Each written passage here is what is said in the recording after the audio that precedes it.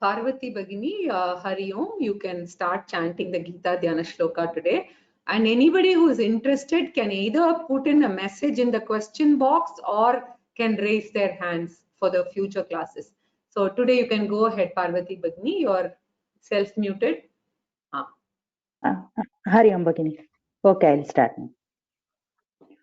ॐ पार्थाय प्रतिबोधितां भगवता नारायणेन स्वयं व्यासेन ग्रथितां पुराणमुनिना मध्ये महाभारतम् अद्वैतामृतवर्षिणीं भगवतीम् अष्टाध्यायिनीम्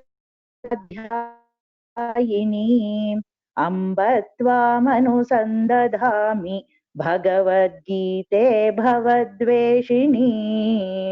नमोऽस्तु ते व्यासविशालबुद्धे फुल्लारविन्दायतपत्रनेत्र येन त्वया भारततैलपूर्णः प्रज्वालितो ज्ञानमयः प्रदीपः प्रपन्नपारिजाताय स्तोत्रवेत्रैकपाणये ज्ञानमुद्राय कृष्णाय गीतामृतदुहे नमः। सर्वोपनिषदो गावः दोग्धा गोपालनः पार्थो वत्ससुभोक्ता दुग्धं गीतामृतं महत् वसुदेवसुतं देवं कंसचाणूरमर्दनं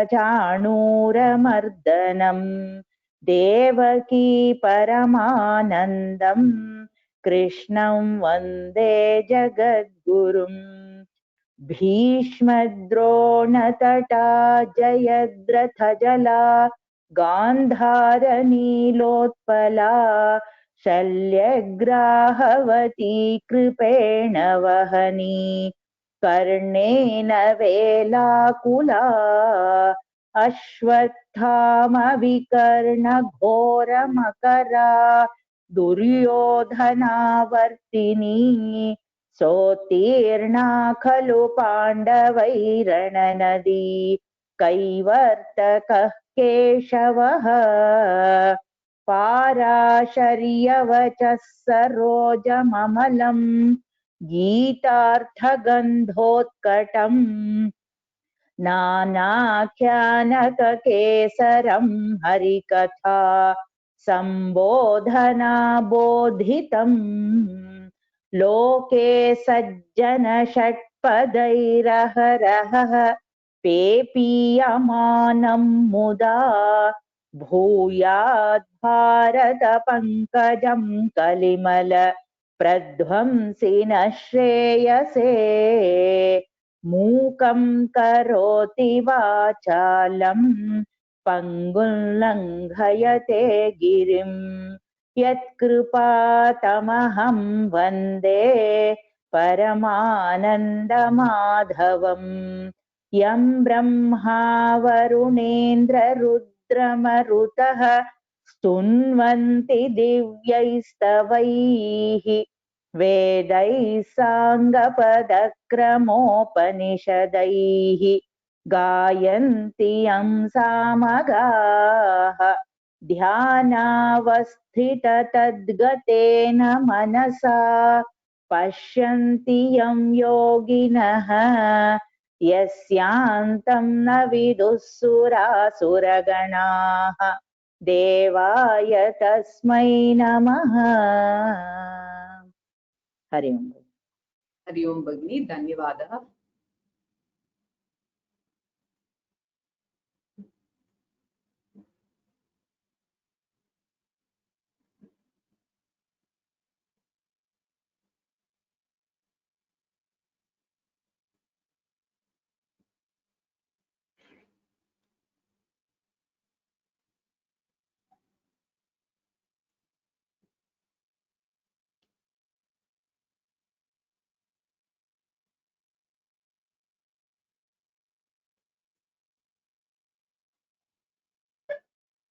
सदाशिवसमारम्भां शङ्कराचार्यमध्यमाम् अस्मदाचार्यपर्यन्तां वन्दे गुरुपरम्पराम्।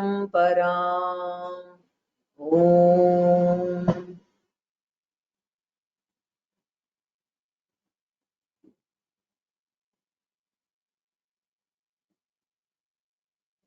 परं वरिष्ठं ब्रह्मिष्ठं परमानन्दरूपिणं परमार्थानन्दयतिं सद्गुरुं प्रणतोऽस्म्यहम्।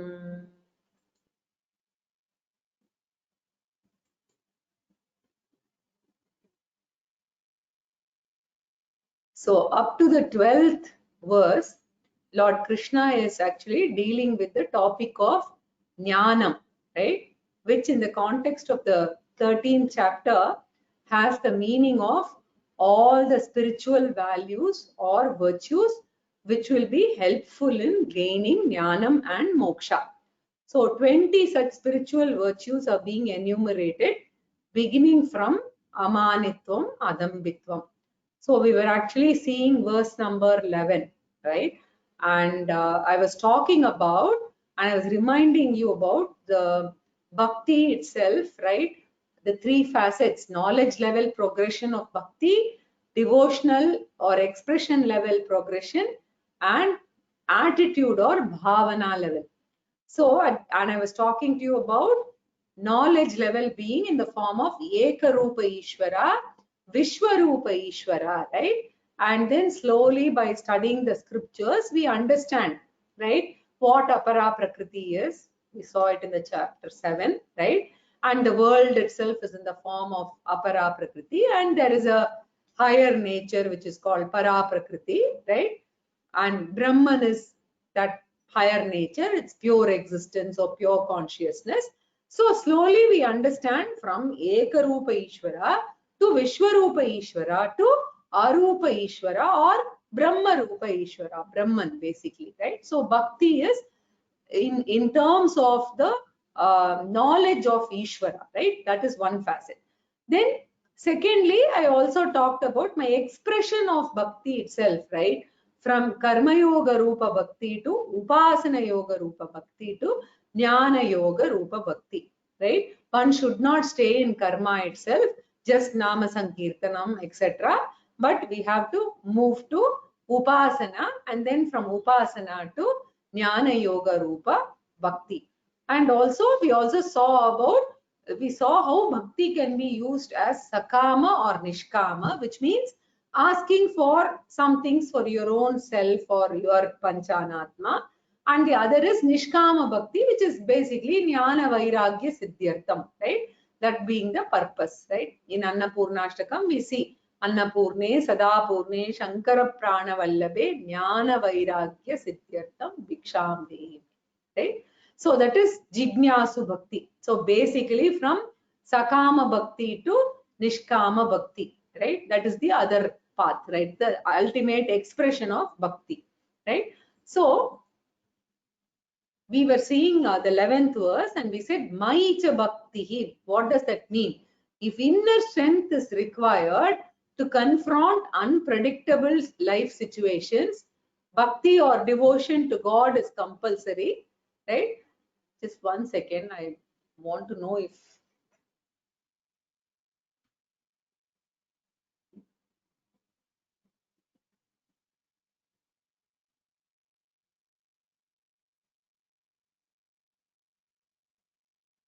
I hope you did not get the controls on the view, because I was not sure whether it was obstructing your audience view till now.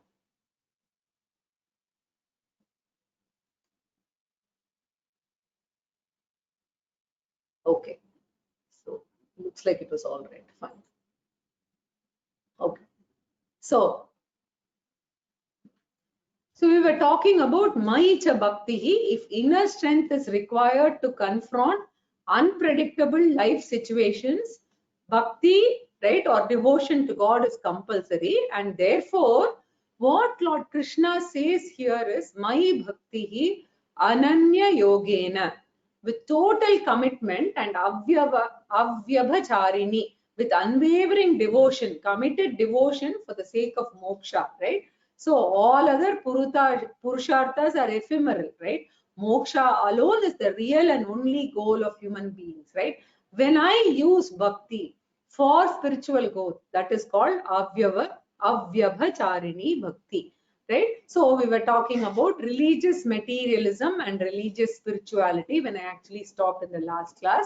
So when I am religious for the sake of worldly benefit, it is called religious materialism. And when I use religion and religion associated, karmas for spiritual growth, it is called religious spirituality, right? And this difference, if we are even aware, it is a big thing, because we never understand the difference in the early days of studies. We only know that God and religious materialism. We're not even aware of the aspect of religious spirituality. Basically, nishkama bhakti, right? So, and one thing we must remember is we cannot go to religious spirituality directly. Everyone has to start with religious materialism only. And that is how we have been introduced, right? Before going for an exam, do extra prayer, right? If you want to get good sleep without any dreams, do this prayer.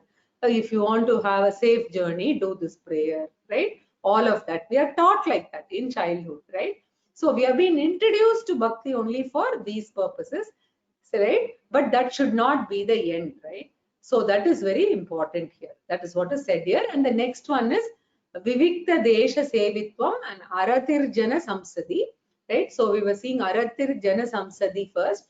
So it is one, basically both these put together go together, right? But Arati Jana Samsadi means you are not indulging in people's company or excessive partying, etc., right? As a mode of escapism, because we do not want to be lonely, we do not want to confront our mind, right?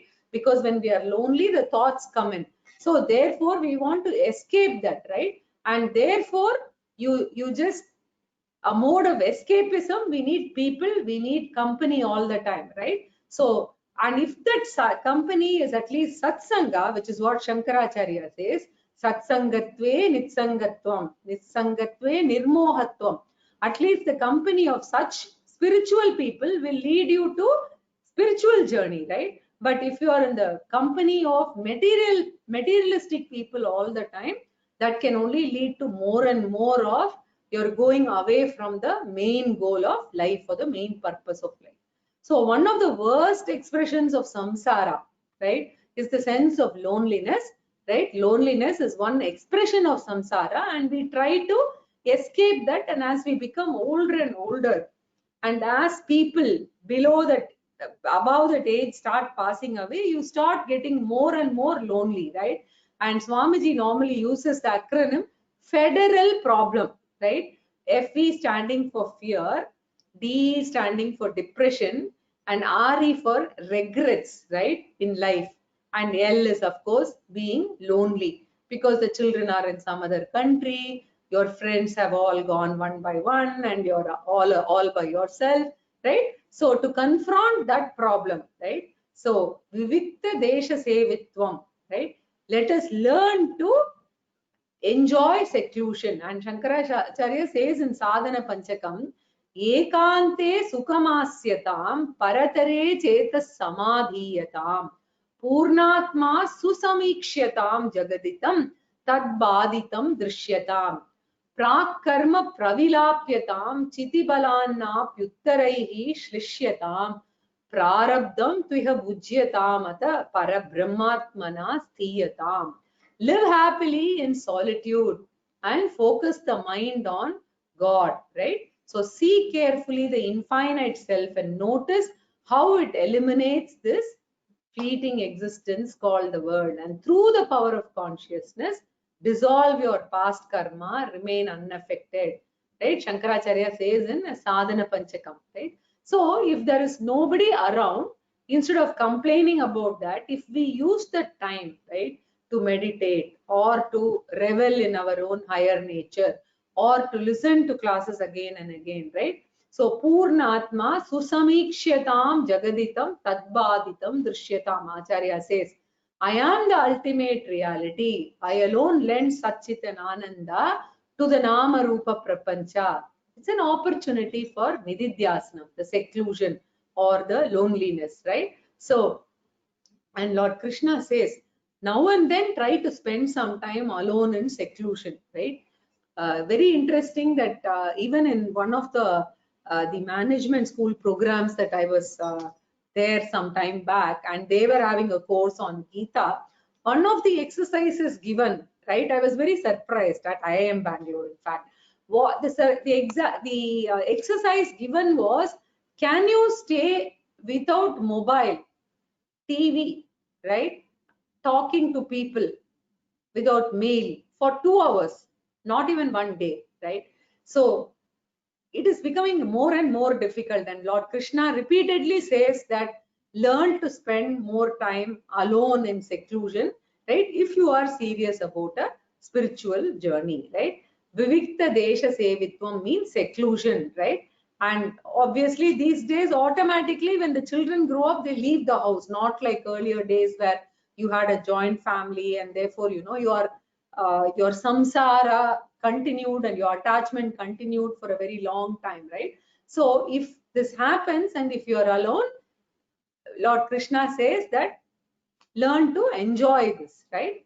So very, very important point talked about here, very useful for the senior citizens, right? So why should we not? We can try this actually once in a way. Vivikta Desha Sevitvam, right? So that was the last one here on the shloka level.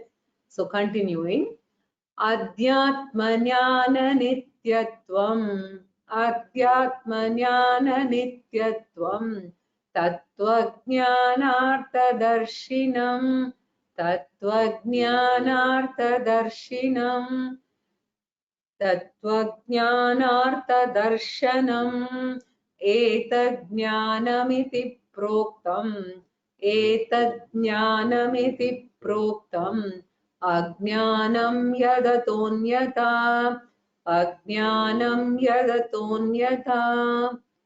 So the final two values are very, very significant and important, right? Which only makes the other values more valid and meaningful, right? So the first one we'll take up is Tattva Jnana Artha Darshanam. Tattva Jnana Artha means moksha. So may you learn to discover the value and significance of moksha. Greater your desire for moksha, greater will be the effort and commitment, right, towards that. So when the desire for moksha is lukewarm, you will say it's okay. Once in a way I will attend class, right? Nice thing for 1 hour and then move on. So, but then if you are not in constant, you know, touch and listening to it, and if you don't have a systematic study, then we are not going to progress much, right? So therefore, Lord Krishna says, Artha Darshanam, see that as your Purushartha. So Purushartha, we saw in Introduction to Vedanta, the very first class, right, we saw, it means the human goals, and in the Shastra, they talk about Purushartha, 4. Artha means wealth, Kama means sense, pleasures, basically Artha, Kama, Dharma and Moksha, right, form the 4 Purushartha.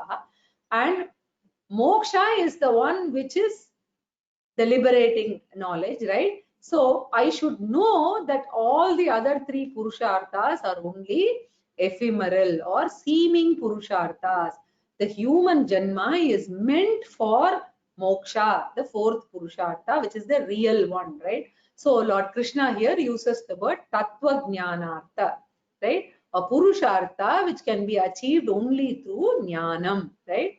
Dharma, Artha and Kama are accomplished through Karma Yoga, right? We are all Karma Phalam, whereas Moksha is not the result of any type of karma, but Jnanam. So therefore, Tattva Jnana Palarupa Moksha Darshanam, right? And not only should I know the glory of Moksha, but I should also know that Moksha is attainable only through Jnanam.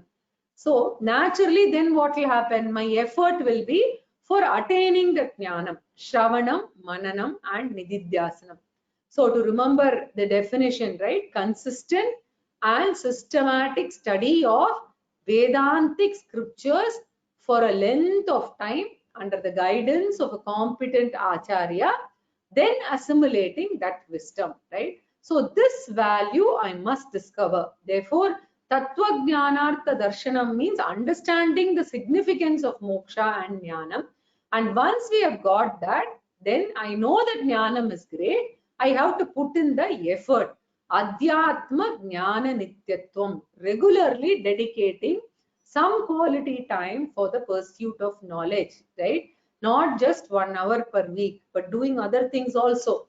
For instance, you might want to do 15 minutes of japa, you might want to do half an hour of meditation, or you might want to take up another text for studying, but this has to be consistent and systematic. And gradually, as you age and as your responsibilities in other areas start coming down a little bit, we need to prioritize this and push up the time that is that is spent on spiritual studies or scriptural studies. Okay, so Lord Krishna never says you have to drop your duties. Duties are important, but once you know the value of moksha, then you will always find some time to regularly dedicate and spend effort on the spiritual pursuit of jnanam, right?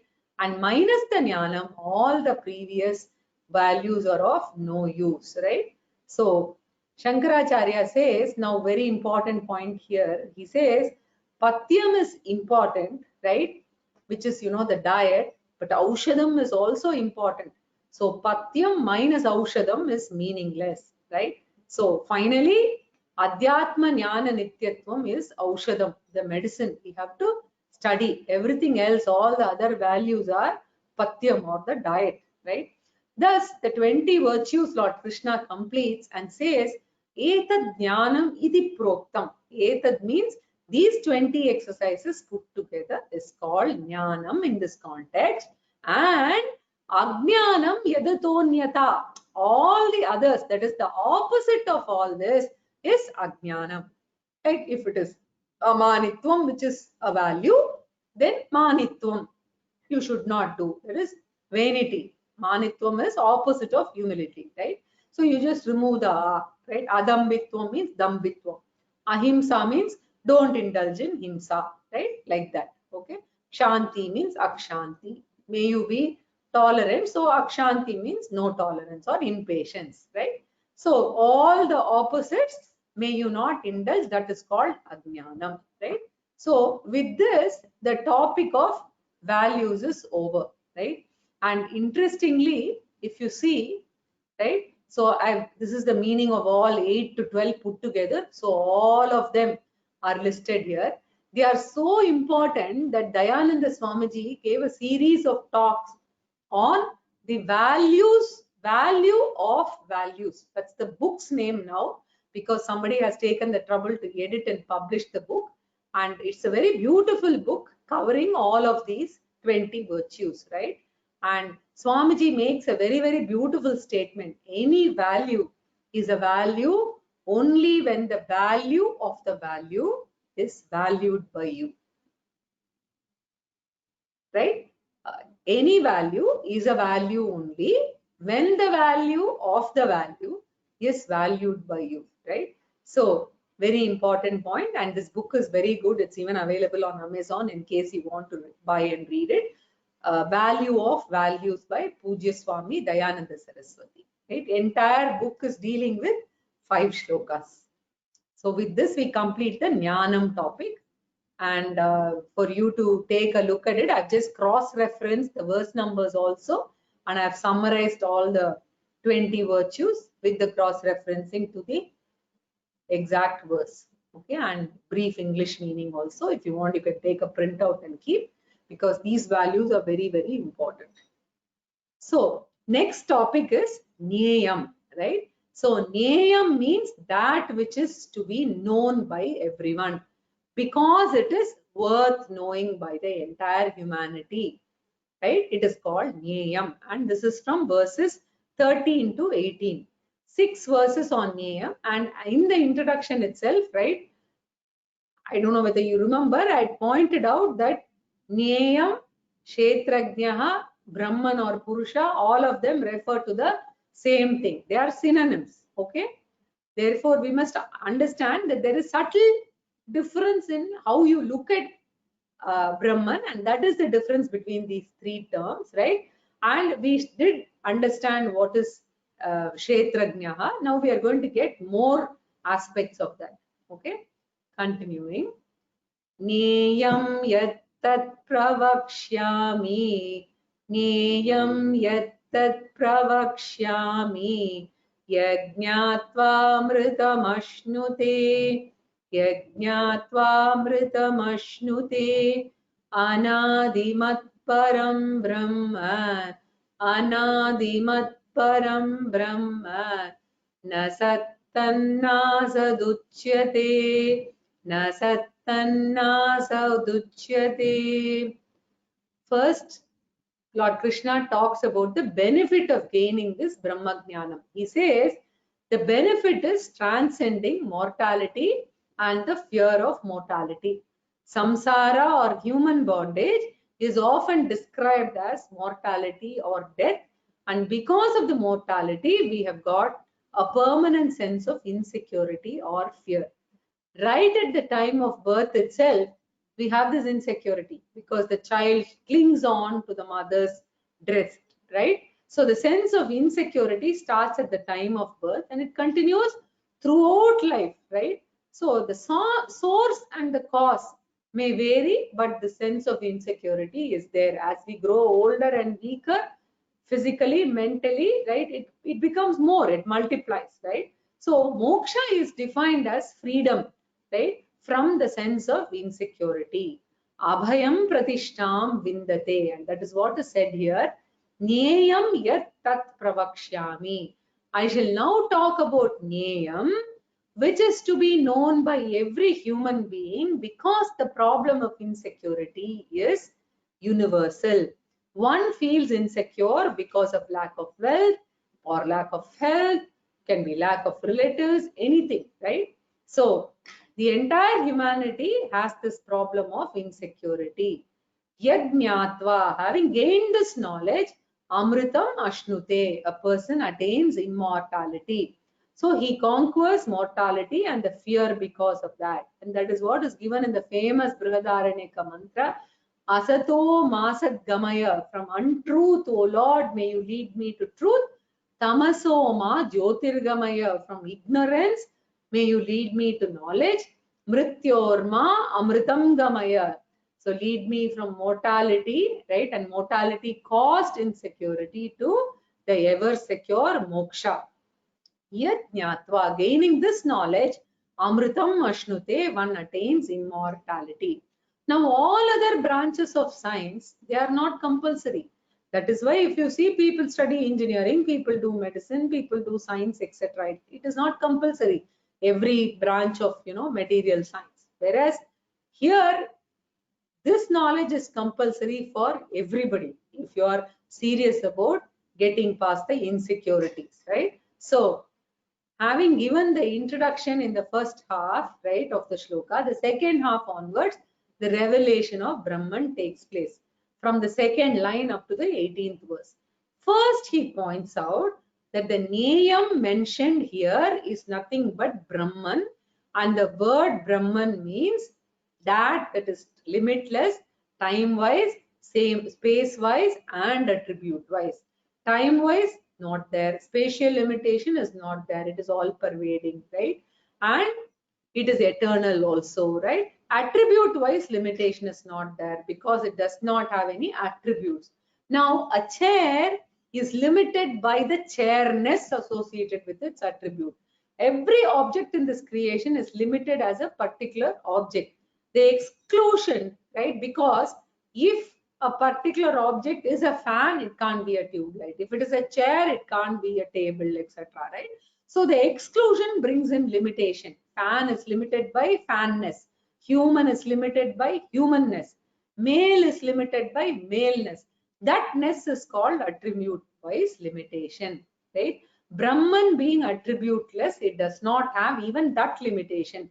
Vastu parichedaha, we call it, right? So Desha Kala Vastu Paricheda Rahitam Brahman. Right? Therefore, it is called Param Brahman. Param Brahman, the absolute. Right? And what is its nature? Anadimat. Adimat means having a beginning or origination. So Brahman is Anadimat, meaning it does not have an origination, right? Unlike the universe, which has a Srishti, right? And then it has a Pralayam where it will get dissolved. Brahman is the only one without both. Anadimat Paramam Brahman, right? So Lord Krishna will mention in a later shloka, Jyotisham api tad Jyotihi, right? So Brahman is of the nature of Chaitanyam, the consciousness principle, right? Which is not a part, product, or property of any body. It is not limited by space, right? Or by time. And it is all pervading and eternal. And that is called Brahman. So in the beginning, while talking about Kshetrajnaha, Lord Krishna defined Kshetrajnaha also as consciousness principle, right? So we must remember and try to remember the difference between them. Previously, Kshetrajnaha was defined as the witness consciousness. Now we are defining Brahman as the consciousness. Now consciousness is one only. It is eternal and all pervading. It is called Brahman also. It is called Kshetrajnaha also. Then why two names, right? Now it is the same consciousness. So why do we have two names, right? So the body enclosed consciousness is referred to as Kshetrajnaha, and the all-pervading consciousness is referred to as Brahman. It is exactly like the all-pervading space and the hall space. When you talk about hall space, it is not a separate space, right? Space is only one, but the very same space enclosed within the hall seems limited, right? In fact, you cannot talk about limited space because space is only one and limitless. But we say the space is limited, right? The enclosed space is seemingly limited. Similarly, Kshetrajnaha is the name of the consciousness within the body, which is seeming, right? Very important. This is a limited one which is within the body, which appears seemingly limited. Seemingly is very important. Brahman is the consciousness which is limitless, which is in and through all the bodies. That Brahman he is describing now, and that is na sat, na asat uchyate. It is neither a product of anything. Sat here has the meaning of product, and asat in this context has the meaning of cause or karanam. So Brahman, the consciousness principle, is neither karanam nor karyam of anything. So why does Krishna define like this? Because anything that is a cause or effect is subject to modification. Maya is a karanam. It undergoes change to produce the universe, right? So every object in this creation, which is a cause producing an effect, is subject to modification or change, savikaram. Whereas Brahman, being changeless or nirvikaram, is neither the cause nor effect. Matter alone is effect. Matter in potential form we call energy, that is the cause. So the entire inert universe falls within Karanam and Karyam. Chaitanyam is Karya Karana Vilakshanam. Therefore, na sat, na asat uchyate. Right?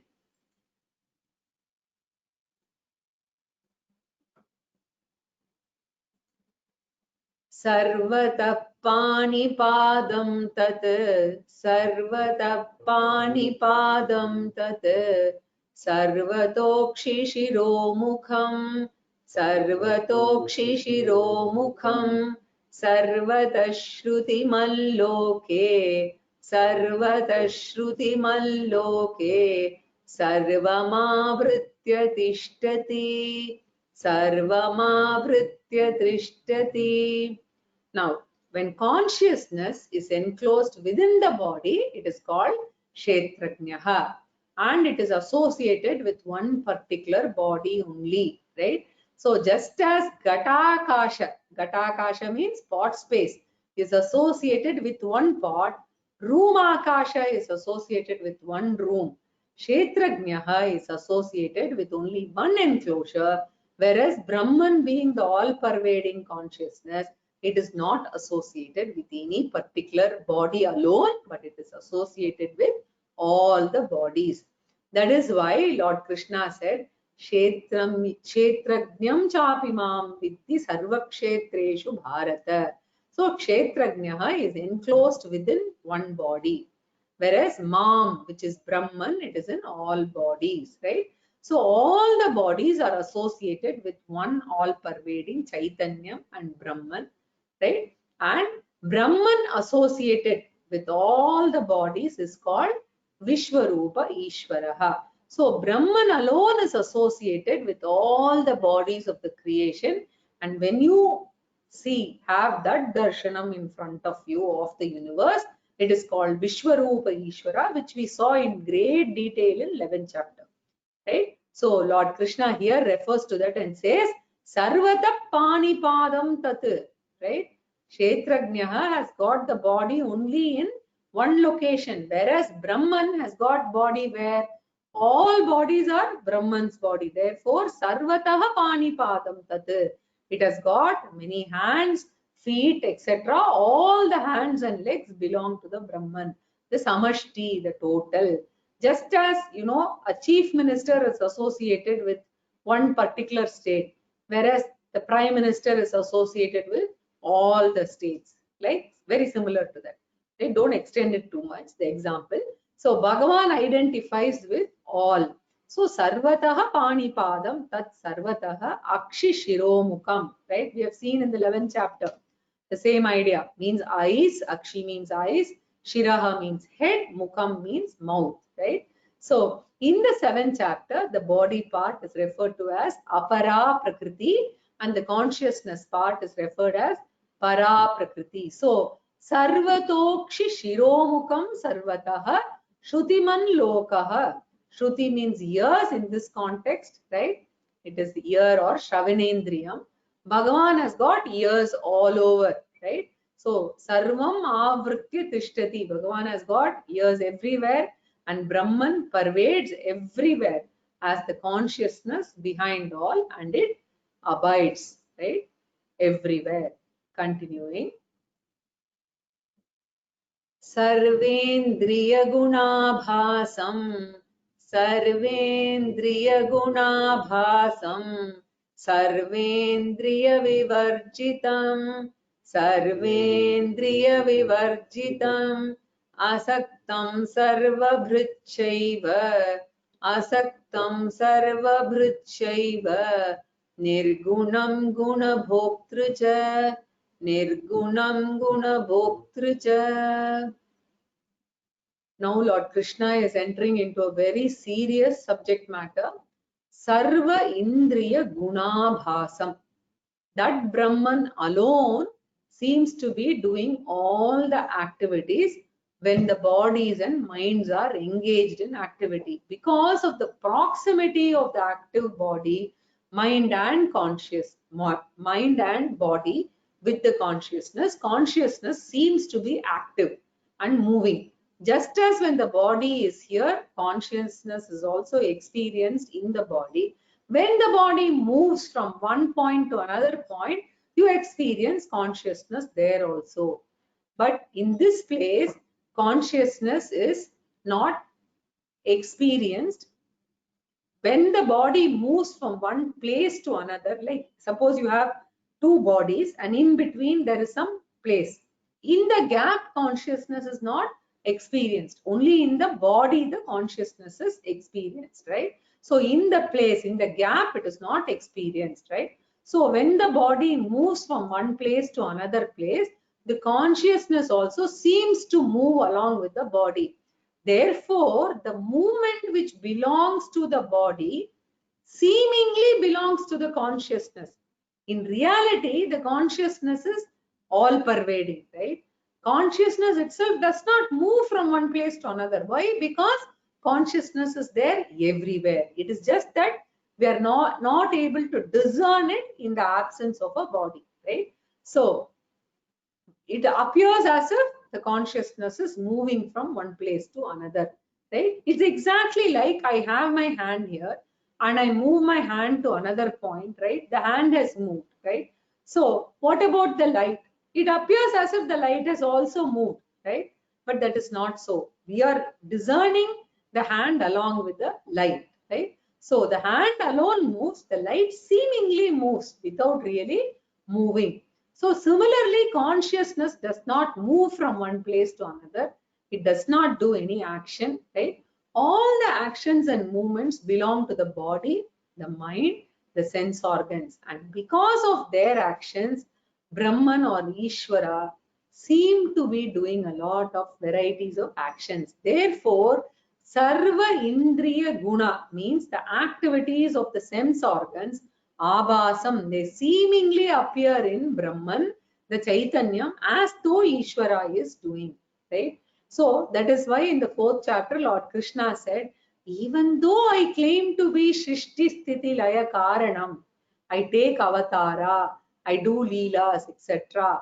Tasya kartaram abhi mam vidhi akartaram avyayam. He says, all the activities are of Brahman are seeming activities, right? Activities belong to Anatma and not the Atma, right? Even in the 3rd chapter, in the 27th verse, we saw Prakrite kriyamanani gunai karmani sarvashah ahankara vimudatma kartaham iti manyate. So we identify with the body-mind complex and claim that I am a karta. But if we study our real nature, I am really kshetrajnaha, which is akarta and abhokta. Therefore, sarva indriya gunabhasam. It seems active, right? And Lord Krishna immediately says, Sarva Indriya Vivarjitam. Really speaking, all the bodies and sense organs are not there in Brahman. Previously, he said everything is in Brahman. Now he says nothing is in Brahman, which is very similar again to the 9th chapter verse where Lord Krishna made a statement, Matstani Sarva Bhutani, Nachamastani Bhutani. The entire creation is in me. There is no creation in me. Now, what is the message that Lord Krishna wants to convey? Right? Because it is a clean contradiction, right? If world is not in Bhagavan, then he cannot say world is in me, right? He should not say that, right? So, if world is not in Bhagavan, he cannot say world is in me. If the world is in Bhagavan, he cannot say the opposite, right? So, it is a paradoxical statement, and Bhagavad Gita often has these paradoxes. Generally, they tell a story, right? You might also remember that when Vyasacharya wanted to compose Mahabharatam, he wanted a scribe to note down, and he just searched and fixed up Ganapati for that, right? And Ganesha used his own, his the horn and decided to write, right? So Ganesha said, it seems that I will note down, right? It looks like Ganesha said that I will note down as even you dictate the shloka, but one condition, I am such a fast writer that I should never be given a gap or rest. You must continuously dictate. Now Vyasacharya has a problem. He is not reading Mahabharata, he is composing. So how to solve the problem, right? So mechanically, if you copy down, it's a different matter, right? So what happened was Ganesha, he advised Ganesha, right? He said to Ganesha, okay, I will not stop. But one condition, when you write, you should note the meaning and write. So what will Vyasacharya do? He'll have in the mind several shlokas and then he'll dictate. And when he's running short, right, he'll compose a shloka, which is a very, as Swamiji calls it, a naughty shloka, right? You can take it as K-N-O-T-T-Y or N-A-U-G-H-T-Y also, shloka, called Granthi. And once the naughty shloka is given, Ganesha has to think. By the time he resolves that, Vyasacharya has had enough time to compose another few hundred shlokas. So Bhagavad Gita, being part of Mahabharatam, you find these naughty shlokas, right? So as it is part of Mahabharata. So we saw some, in 2nd chapter we saw Yanisha Sarva Bhutanam Tasyam Jagrati Sanyami Yasyam Jagrati Bhutani Sa Nisha Pashyato Munehe. 269 we saw on night, darkness, daytime, etc. Right? Then we also saw a very, very confusing shloka. Karmanya karmaya pashyed akarmani cha karmayaha Sabuddhiman Manushyeshu Sayukta Kritsna Karma Krita. In 418 we saw. Seeing action in inaction and seeing inaction in action. Right? So what did we understand here? Right? 9th chapter also we saw Mastani cha Nacha Mastani. So above now you see Sarvendriya Gunabhasam Sarvendriya Vivarjitam Asaktam Sarvabhruchaiva Nirgunam Gunabhoktrucha. Here he says it's full of, this whole sentence is full of paradoxes, right? He says, Krishna says, the world is in me, world is existent in me, and world is non-existent in me. By saying that, Lord Krishna wants to convey that the world does not come under any of these categories, because if it is an existent category, he cannot say it is non-existent. If it is non-existent category, he cannot use the word existent. By using both, what he conveys is world does not come under existent category, it does not come under non-existent category also. It comes under seemingly existent category. It does not have a factual existence. It is not a thing by itself. It is only a nama rupa appearing as though existent with borrowed existence, right? So how do we understand this with an example, right? So we have a desk, right, in front of us. Now, when we ask, what is this? We say it is a desk. If we say, oh, it is only wood, right, and we call everything wood, then there is a chair next to you. If you say, ask, what is that? And you say wood, right? Doesn't make any sense. Everything is wood that way, right? So how do you differentiate? So for differentiating, you need the nama rupa of desk, chair, etc. But because the nama rupa is different, does it have an existence which is different from that of wood? No, it is not independent of wood, right? Removing the wood will make the desk lose its existence. So what Lord Krishna wants to say here is, there is no such thing called world existing separate from Brahman. It is nothing but name and form, nama rupa, seemingly existent with borrowed existence. Where does it borrow the existence from? Brahman. Therefore, sarva indriya vivarjitam means sense organs don't have an existence of their own. They are apparent. So they cannot be counted as a second thing, like wood and desk, right? There are no two things. Similarly, the world is Bhagavan only. So Lord Krishna says, sarva indriya vivarjitam Brahman. So Brahman is free from all of this, right? And he also says it is coming from Brahman only, right? So Brahman is the supporter of everything. Sarva Brik. When you say Brahman is supported, then the world becomes supported, right? So supported relationship, right? So Lord Krishna immediately says, Asaktaha. Really speaking, Brahman does not support the world. Why? Brahman does not support, because there is no such thing called Brahman other than the world. So he is immediately following up with the second part of the shloka, right? So wood and desk are not two things. Therefore, you cannot say one supports the other. Similarly, Bhagavan does not support the world, because there is no world existing other than Bhagavan. Therefore, Brahman is called Asaktam and then Nirgunam. So Brahman is without all these attributes. No sattva, rajas, tama, gunaha, nothing. Sattva, rajas, tamo, guna, rahitam. And guna bhoktracha. And Brahman is the experiencer of all the three gunas, right? It is without guna, right? And it is with guna also. So in the second line, both are said, right? It is in the first line. It is with guna and it is without guna also, right? So it is with seeming attributes.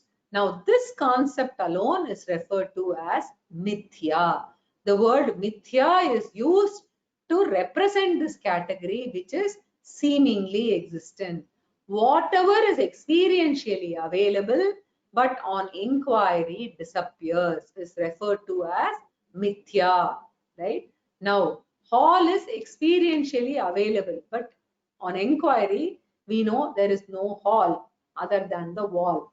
Wall is the hall, right? So we need to understand that brick in the wall is experientially available, right? Or the wall is available experientially, but on inquiry, all of them reduce to finally a clay or mud, right? So in fact, scientists are still struggling to find out what is the essential substance or content of the world, right? Elements, molecules, subatomic particles, etc.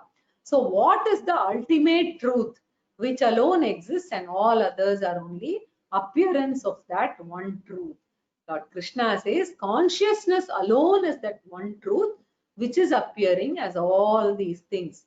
So scientists will say energy in motion. Vedanta says consciousness alone appears as tangible world. Therefore it is Nirgunam, Brahma Satyam, Jagan Mithya, right? Is the most profound statement which is there in the Vedanta, the Upanishads, right? So the world is an appearance and it does not have an existence, right? Independent of me, the Kshetrajnaha or Brahman. Now this is a very deep subject matter. In case you wish to revise, you might want to go back and revise the Jnana Yoga portion and also the Jiva Ishvara Aikya portion, etc., which I have covered in the introduction to Vedanta, right, courses. बहिरन्तश्च भूतानां बहिरन्तश्च भूतानाम् आचरं चरमेव च अचरं चरमेव च सूक्ष्मत्वात् तत्ति विज्ञेयम् सूक्ष्मत्वात् तदविज्ञेयम् दूरस्थं चान्तिके च तत् दूरस्थं चान्तिके च तत्. So this Brahman, being all pervading, is both inside the body as well as outside the body. So Bhutana means all the living beings. Here living beings represent the Sharirams. Bhutaha here refers to Shariram. Bahihi Antaha cha, both inside and outside. Inside the body, Brahman is experienced as consciousness, very important aspect, right? And outside the body, the very same Brahman is experienced as existence principle, which we never notice. We just say wall exists, hall exists, this car exists, this object exists, right? So the easeness, when you say this is something, that easeness is borrowed from Brahman, right? So just as consciousness is experienced within the body, easeness, existence in the form of easeness is Brahman. That is borrowed from Brahman only, right? So what is the object then? It is just Nama and Rupa that we are experiencing, right? And Brahman as consciousness in living being, right? And existence in the inert universe. Therefore, Bahirantasya Bhutanam, then Acharam Charamevacha. By itself, it is motionless, but associated with the name and form, it seems to be moving, right? So it actually seems to be moving with the living beings, right? By itself, it is not moving. Acharam, motionless, charam, seemingly moving, right? So, sukshmatvat tad avigneyam, the consciousness which we are able to experience along with the body, right? So, when a mosquito bites, I can experience the consciousness, right? Through the bite, right? So, I experience existence also with each object, right? So, why can't you separate the body and the object and experience the pure consciousness and pure existence? Why can't you do it, right? That is the problem. Science is not able to study consciousness alone independently. Always they can study consciousness along with matter, that's the brain, right? Why can't we experience consciousness or existence in the pure form? Swamiji asked, why can't we, go to the lab and then have a distiller and then distill this consciousness out? Why can't we experience? But Krishna says, unfortunately, consciousness and existence in its pure form can never be experienced because it does not have Shabda Sparsha Rupa Rasa Gandha. Ashabda Asparsha Arupa Rasa Gandha. Therefore, consciousness you can experience only along with the body. Existence you can experience only along with an object. In its pure form, it is a matter to be understood. You have to discern this mentally. There is no physical separation possible, right? So nobody can say yesterday I met consciousness or I saw consciousness. No. Therefore, sukshmatvat, being extremely subtle, that means it is free from all attributes. Tad avigneyam, it is never an object of knowledge in its pure form, right? So, sukshmatvat tad avigneyam. Then how does a jnani understand? A jnani say, Lord Krishna says, based on the Upanishad, the jnani understand. It has to be realized only in one form, and that is through jnanam. In Chandogya Upanishad, the teacher, Uddalaka, repeatedly tells the student Shvetaketu many times, almost 19 times, Shvetaketu, etad idagum sarvam tat satyam sa atma tat tvam asi. Tat tvam asi. That is you, Shvetaketu. It can never be experienced as an object. It should be claimed as what? Aham Brahmasmi. I am the experiencer. I am the consciousness. Right? So, when I say I, the experiencer, I am the consciousness, I should not include the body because body comes under anatma. I should not experience the sense organs because sense organs come under anatma. They are also an object of experience. Do I know my mind? I do. So mind is also an experienced object only. Thoughts are also experienced. Neti, neti, neti, naiti, naiti, negate all of them. The world, the body, the sense organs, the thought. Pure Brahman has to be claimed as the witness consciousness, the Sakshi Chaitanyam of all of them as Aham Brahmasmi. Because I am not the body with consciousness, but I am the consciousness with an incidental body. How should you know that Brahman? Only one way, by using the Mahavakyam, claiming Aham Brahmasmi. If you miss the teaching, you can continue to search for Brahman all through your life because it is not an object of experience, right? So Vedanta says Brahman will never come. You can't sit in meditation and wait for Brahman to come one day, right? So therefore, for the ignorant person, Brahman is farthest, durastham. For the wise person, Brahman is the nearest one, right? So what do we mean by that? For Shankaracharya says the ignorant Brahman is the farthest. For the ignorant person, Brahman is the farthest. For the wise person, Brahman is nearest because the distance is zero. It is me, I, the consciousness, right? So, durastam cha antike cha tat, okay, right? So, durastam means far, antike cha yat, tat, right? Very profound, right? It is farthest for the ignorant, and for the wise person it is very close, right? So we have to meditate on this because the concept is very profound, right? And a few more shlokas are going to be like this. So I think it is better I stop a little early because these are very profound and very deep subject, right? And you need to go through it and reflect upon this, right? So we'll stop here, and in the next class we'll continue this. Purnamada Purnamidam Purnat Purnamudachyate Purnasya Purnamadaya Purnamevavashishyate. Om Shanti Shanti Shanti. Any questions?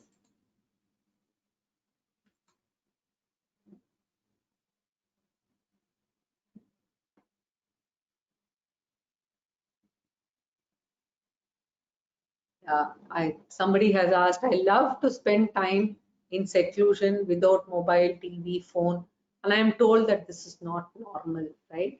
So I don't do it that often, but maybe once in about 3 months, but then it is not accepted by society. There is nothing wrong, right? Especially if you are on a spiritual journey and you want to spend time by yourself. I think there's nothing wrong in going even to an ashram, or if you can find that solitude at home, best. We can even take a break, go and stay in an ashram where food minimalistically will be available. Rest of the time we can look at the trees, the river, right? And sit under the trees and meditate, or catch up with our teaching, our learning, and be quiet, right?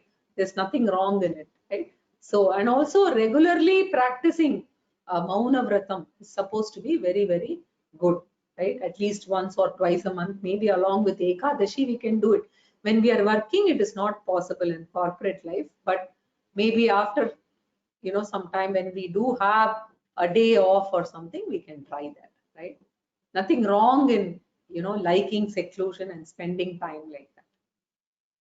Anybody else has any question?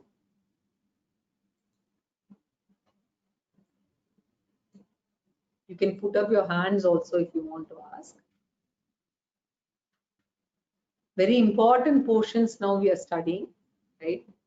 So basically, Kshetrajnaha, Brahman, and Nyayam. Nyayam is that which is to be known, right? So they all refer to the same subject. Can you post Sadhana Panchakam by Shankaracharya? Sure, I'll do that. Definitely do that. Anything else? Anybody else has? No. Okay then. So we will meet next week, Sunday. Oh, Parvati has a question. Go ahead. You're self-muted. Hari Om Bhagini. Swamiji's, Swami Dayanand Saraswati's values of value, value of values is there, no? That do we get in audio form? I don't think we get, see, you get in audio form through his lectures on the Gita. But this book is basically a summary, but summary itself is a huge book of the 20 virtues. So maybe you can, it's available in Kindle also. So you could get it in Kindle, and then, you can make it read out to you if you want the book itself. Otherwise, you can listen to Pujya Swamiji's lectures on this subject. Okay, okay, ma'am. Thank you. Okay then. Hari Om, we'll meet next week.